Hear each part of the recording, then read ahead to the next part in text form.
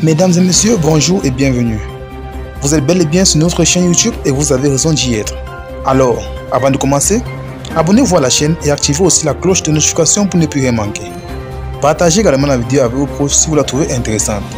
On commence. Décès de la reine d'Angleterre, voici ce que vous ne connaissez pas concernant ses obsèques. Au lendemain de l'annonce de la mort de la reine Elisabeth II, les hommages continuent d'affluer le monde entier.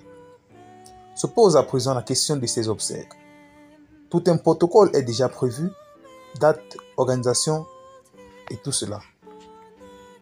La reine Elisabeth II est morte ce jeudi 8 septembre 2022 au château de Balmoral en Écosse après 70 ans, 7 mois et 3 jours de règne. Elle avait alors 96 ans. Ce vendredi 9 septembre, après une soirée et une nuit d'hommage venus du monde entier, de très nombreux messages continuent d'affluer en mémoire de la souveraine. Le protocole qui régit ces obsèques était déjà prévu de longue date et va être appliqué à la lettre, permettant notamment le rapatriement du corps d'Elisabeth II d'Écosse vers Londres.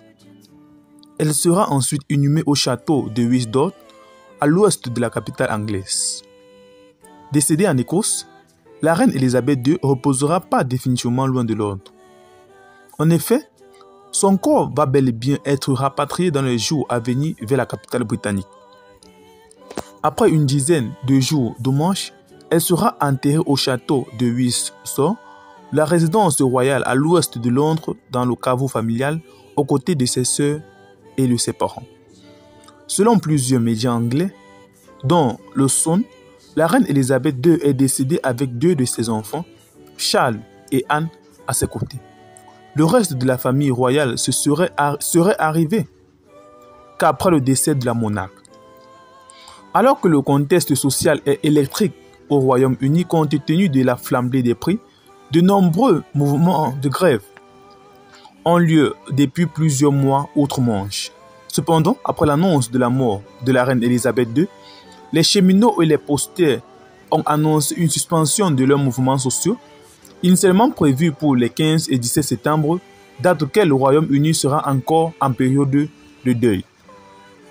Alors, les uns et les autres se posent la question de savoir pourquoi est-ce que la reine ne repose pas définitivement en Écosse, dans son palais de Balmoral, là où elle est décédée. Mais face à ces réponses, on ne peut qu'appliquer la tradition, ce qui est une coutume. Même si la reine d'Angleterre est décédée au château de Balmoral en Écosse, le principal palais reste celui de Londres.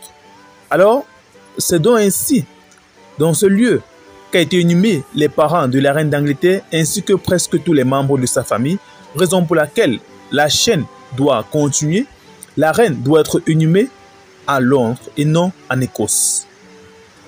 Le programme des obsèques sera communiqué dans nos prochaines informations. Pour le moment, rien n'est encore dit là-dessus. La famille est encore en deuil, en train de voir comment établir un programme d'obsèques. Dans tous les cas, nous vous tiendrons informés pour la suite de cette affaire.